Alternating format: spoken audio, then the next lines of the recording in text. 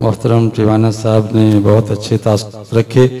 अभी मैं गुज़ारूँगा मुमताज़ माहिर तालीम, तजज़ियाकार, कई किताबों के मुसन्निफ़ और जो इस फ़िक्र में लगे रहते हैं और सारी ज़िंदगी इसी में बसर की है कि निज़ाम तालीम की इस्लाह कैसे की जाए। अल बुरहान माहनामा निकाल के इन उरीदु इल्लल इस्लाह इस स्लोगन के साथ निज़ाम तालीम की बेहतरी के लिए कोशां रहते हैं और उनका ये विज़िट, उनका ये दौरा भी इसी सिलसिले की एक कड़ी है। मैं उनसे मुल्तमिस हूँ कि वो तशरीफ़ लाएँ और हाज़रीन से मुखातिब हों। जनाब डॉक्टर मोहम्मद अमीन साहब। वकफ़ा वस्सलातु वस्सलामु अला नबील हुदा अम्मा बाद। मोहतरम सिराजुल हक साहब और दूसरे मुअज़्ज़ज़ीन, ख़ातीन व हज़रात, तालीम के एक तालिब इल्म के हवाले से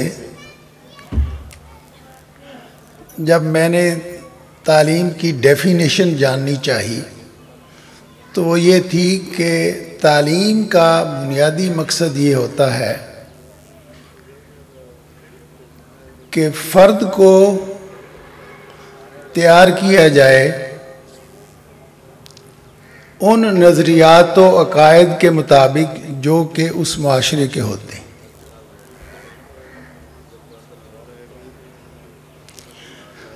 तो मुसलमानों की तालीम का मकसद सिर्फ ये होता है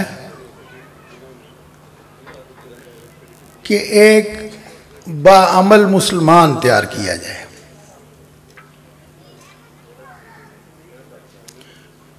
अल्लाह ताला ने अपने पैगंबर सल्लल्लाहु अलैहि वसल्लम को कुरान मजीद में 4 दफ़ा ये बताया है कि ये पैगंबर के काम करने का तरीका क्या है।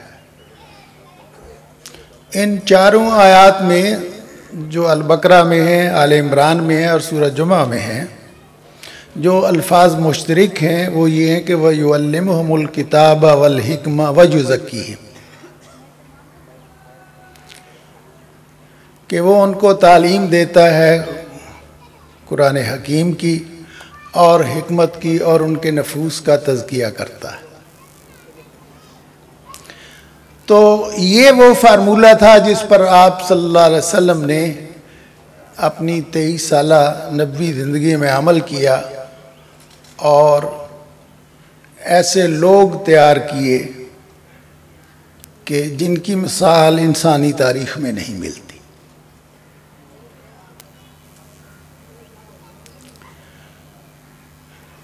नबी करीम सल्लल्लाहु अलैहि वसल्लम ने फरमाया कि क़द बुइस्तु मुअल्लिमन, कि मैं मुअल्लिम बनाकर भेजा गया। और आप सल्लल्लाहु अलैहि वसल्लम ने उम्मत को तालीम दी, बल्कि सारी इंसानियत को तालीम दी। किस चीज़ की? कुरान की और हिकमत की, और उनके नफूस का तज़किया किया। तो 2 चीज़ें हैं, एक है इल्म और दूसरा है अमल। तालीम जो है वो इल्म का नाम है, इल्म की मुंतकली का नाम है तालीम। ये तालीम 2 तरह की होनी चाहिए, एक वो जो अल्लाह ताला ने हमें अता फरमाई है कुरान हकीम के ज़रिए, और दूसरी हिकमत की तालीम से मुराद ये है कि वो चीज़ें जो हमारी इंसानी ज़रूरियात की हैं, जिनमें अक्ल व फ़िक्र भी दरकार है, और तज़किया नफ्स, तरबियत। उम्मत मुस्लिमा जब तक इस फार्मूले पर काम करती रही वो गालिब रही, इसलिए कि इसका पहला नतीजा ये था कि इन अकायद ने जो कुरान करीम हमें देता है उसने हमारे अंदर ईमान का नूर भर दिया।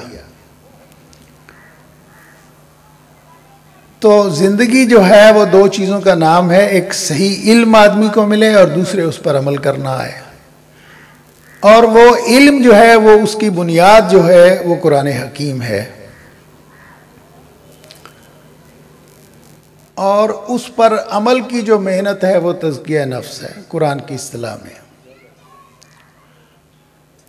मुसलमानों के ज़वाल के बाद हमारे साथ मसला ये हुआ है, बल्कि हमारे ज़वाल का सबब भी बुनियादी यही था कि हम इस नुस्खे से या हमने ये फार्मूला जो है इस पर अमल करना तर्क कर दिया। और फिर अंग्रेज़ ने, इस्तेमार ने हमारे साथ, यूरोपीय और अमरीकी ने ये किया कि हमारे निज़ाम तालीम की जगह उसने अपना निज़ाम तालीम हमारे सर पे थोप दिया। और उसके रद्द अमल में मुसलमानों में जो दो तालीमी तहरीकें उभरी, एक सर सैयद अहमद ख़ां की और दूसरे देवबंद की, वो उस वक्त की ज़रूरत थी, मजबूरी थी। एक ने मगरबियत का रुख इख्तियार कर लिया और दूसरे ने एक दीन के एक जमूद ज़दा नाक़िस तस्वुर का। सैयद अबुल आला मौदूदी अलैहिर्रहमा को अल्लाह ताला ने ये बसीरत बख्शी कि उन्होंने कहा कि ये जो जदीद दर्सगाहें हैं जो मगरब ज़दा हैं, मौलाना ने अपनी एक तकरीर में फरमाया कि ये दर्सगाहें नहीं, ये कत्ल गाहें। और इब्तदाई पैराग्राफ के बाद लिखा कि मैं कोई जज्बाती आदमी नहीं हूँ, मैं कोई जज्बाती आदमी नहीं हूँ कि मैंने जज्बात में आकर इनको कत्ल गाहें करार दे दिया है। मैं संजीदगी के साथ ये इस राय का हामिल हूँ कि ये दर्सगाहें जो मुसलमानों को नामुसलमान बना रही हैं, ये उनका इल्मी और फिक्री कत्ल है और जिस्मानी भी। तो होना ये चाहिए था कि तक़सीम पाकिस्तान के बाद उम्मत मुस्लिमा पाकिस्तान को ये चाहिए था, उनकी हुकूमतों को ये चाहिए था, उनके उलमाए कराम को, उनके दानश्वरों को ये चाहिए था कि वो तालीम की तश्कील नौ करते, उसे इस्लाम पर मबनी करते, उसे मगरबी तहज़ीब के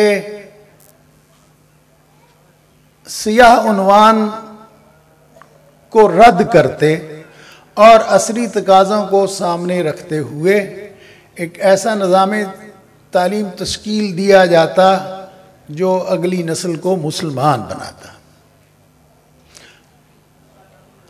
अच्छा, अब मुसलमान बनना, माफ़ कीजिएगा, हमारी अगर ख्वाहिश ना भी हो तो मजबूरी है, इसलिए कि मैंने आज तक कोई मुसलमान ऐसा नहीं देखा कि जब वो पैदा हुआ हो तो उसके कान में अल्लाह अकबर की सदा ना दी गई हो। हर मुसलमान बच्चा जब पैदा होता है तो हम उसके कान में ये नवीद सुनाते हैं, और हम में से हर आदमी की ये ख्वाहिश होती है कि जब वो मरे, जब वो मरने लगे तो उसे कलमा नसीब हो। मैंने आज तक कोई ऐसा मुसलमान भी नहीं देखा जिसकी ये ख्वाहिश ना हो कि उसे कलमा नसीब हो। तो माफ़ कीजिएगा, हम पैदा होते हैं मुसलमान और हम मरना चाहते हैं बतौर मुसलमान, लेकिन हम जिंदा नहीं रहना चाहते बतौर मुसलमान। मैं कहता हूँ मुसलमान रहना हमारी मजबूरी है। आप ये देखिए कि जब अंग्रेज़ ने कब्ज़ा किया हिंदुस्तान पर तो उसने पहला हमला ये किया कि ईसाइयों की एक फ़ौज ज़फ़र मौज उतारी और उन्होंने हुकूमत की ताकत के साथ, और मुसलमान शिकस्त खुर्दा थे, उनकी उस हालत को देखते उनका ख्याल ये था कि हम इनका मज़हब तब्दील कर लेंगे। लेकिन हिंदुस्तान का अल्लाह रहम फरमाए उन पर, और हम शुक्रगुजार हैं उन लोगों के, मौलाना रहमतुल्लाह किरानवी के और मौलाना मोहम्मद कासिम नानूतवी के और दूसरे बुज़ुर्गों के, असलाफ के, कि जिन्होंने उस वक्त की ईसाइयत का मुँह मोड़ा। और बर्रे सगीर में, मुस्लिम बर्रे सगीर में एक आदमी भी उसने दीन नहीं बदला, कोई आदमी ऐसा ही नहीं हुआ उनके कहने पर। तो मेरे भाई, अगर हम जब उस वक्त जब हम मगलूब थे और ईसाई हुक्मरान थे, काफिर हुक्मरान थे, अगर उस वक्त हम मुसलमानी हमने नहीं छोड़ी, इस्लाम नहीं छोड़ा, तो आज कैसे हम छोड़ देंगे? तो इस्लाम छोड़ना मेरे और आपके बस में नहीं है। माफ़ कीजिएगा, ये अगर ख्वाहिश से हो, शऊर से हो, अकल से हो तो बेशबहा दौलत है। मैं कहता हूँ हम मजबूरन भी हों तो हम मुसलमान होने पर ही मजबूर हैं। तो क्या ये बेहतर नहीं है कि हम अमलन मुसलमान बन जाएं? और उसके लिए तरीका वही है जो अल्लाह ताला ने अपने पैगंबर सल्लल्लाहु अलैहि वसल्लम को बताया कि कुरान की तालीम और दुनियावी तालीम जो कुरान के मुताबिक हो, और तज़किया नफ्स और तरबियत इंसान की, ये फार्मूला है और सदाबहार है। हज़रत इमाम मालिक अलैहिर्रहमा से ये बात मंसूब है कि उन्होंने फरमाया कि इस उम्मत के आखिर की इस्लाह भी उसी तरह होगी जिस तरह इसकी इब्तिदा में हुई थी। तो हमारे लिए आगे बढ़ने का, तरक्की करने का, दुनिया और आखिरत में तरक्की करने का एक ही फार्मूला है, और वो ये है कि हम अपनी तालीम के निज़ाम को इस्लाम के तकाज़ों के मुताबिक बना लें और असरी ज़रूरतों के मुताबिक बना लें, और उसकी बुनियाद पर कुरान पर है। मुझे ये कहते हुए अफसोस होता है कि हमारी कौम ने कुरान को छोड़ रखा। आपके यहाँ कारी साहब तशरीफ़ लाते हैं, आप अपने मस्जिद में अपने बच्चों को भिजवा देते हैं और वो नादरा कुरान पढ़ के आ जाते हैं, और उसके आगे कोई नहीं पढ़ाता। ये हमारी अक्सरियत की हालत है पाकिस्तान में कि हम अपने बच्चों को नादरा कुरान पढ़वा के छोड़ देते हैं। भाई जब तक उसका तर्जमा ना करें, उनको पता ना चले किसी मुसलमान को कि अल्लाह ताला ने क्या फरमाया है इस किताब में, तो हम कैसे आगे बढ़ेंगे और कैसे चलेंगे और उस पर कैसे अमल करेंगे। तो कुरान हकीम अल्लाह ताला फरमाते हैं कि आखिरत वाले दिन इसकी शिकायत करेगा कि इन लोगों ने मुझे छोड़ रखा था। तो हमें इस पर फ़िक्रमंद होना चाहिए बहैसियत मुसलमान की कि हमने कुरान को छोड़ रखा है।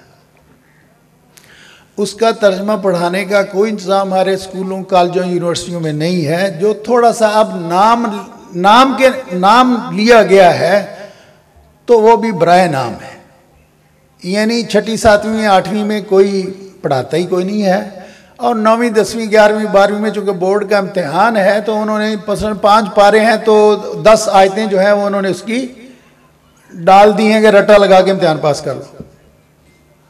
ज़ाहिर ऐसे कुरान कोई आएगा।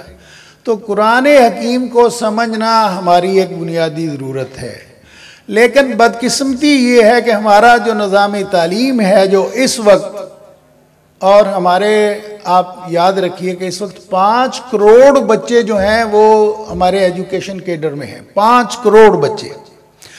मैं उलमाए कराम की एक मजलिस है, मिली मजलिस शरी के नाम से, मैं उसका फाउंडर जनरल सेक्रेटरी हूँ। मैंने एक मजलिस में उलमाए कराम से कहा कि अपने चंद लाख बच्चे जो आप मदारस में पढ़ाते हैं वो उनकी तो बहुत अच्छी आप तालीम कर लेते हैं, चलिए मान लिया। ये जो 5 करोड़ बच्चे हैं इनका वाली वारस कौन है, इनकी दीनी तालीम और तरबियत कौन करेगा? वो कहते हैं हम क्या करें, हुकूमत करे।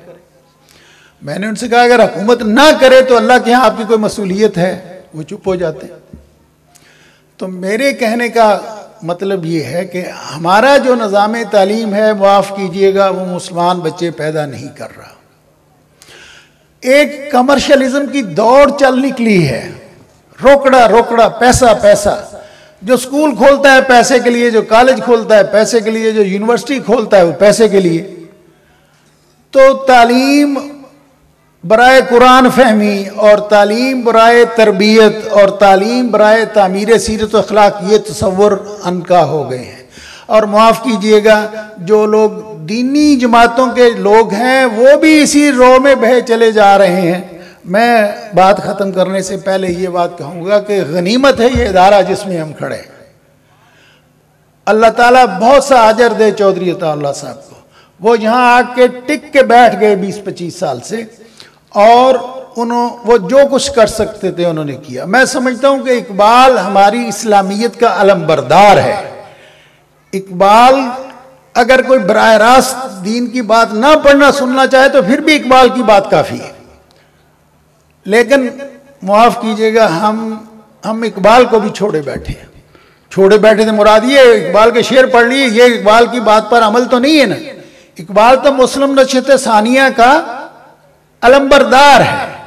तो जब तक अमल ना हो और जब तक हम अपना तालीमी निज़ाम ठीक ना करें और सबसे बुनियादी बात जो उसमें से कमी करने की है, जो उसे छोड़ने की है, वो तालीमी सनवियत है, डायकाटोमी है। एक सिलसिला तालीम है जो मिस्टर पैदा कर रहा है, दूसरा मुल्ला पैदा कर रहा है, और western and east they never meet.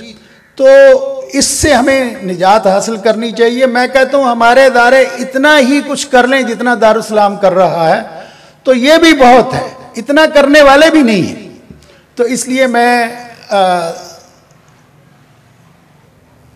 मेरी बात का खुलासा ये है कि हम सब को जो यहाँ बैठे हैं या मेरी बात सुन रहे हैं, बहैसियत उस्ताद के, बहैसियत वालिदैन के, हमारी ये जिम्मेदारी है कि अपने बच्चों की नस्ल नौ की इस्लामी तरबियत करें, उनके लिए सही इदारे बनाएं। अल्लाह ताला मुझे और आपको इसकी तौफीक दे। वाखिर दावाना अल्हम्दुलिल्लाहि रब्बिल आलमीन।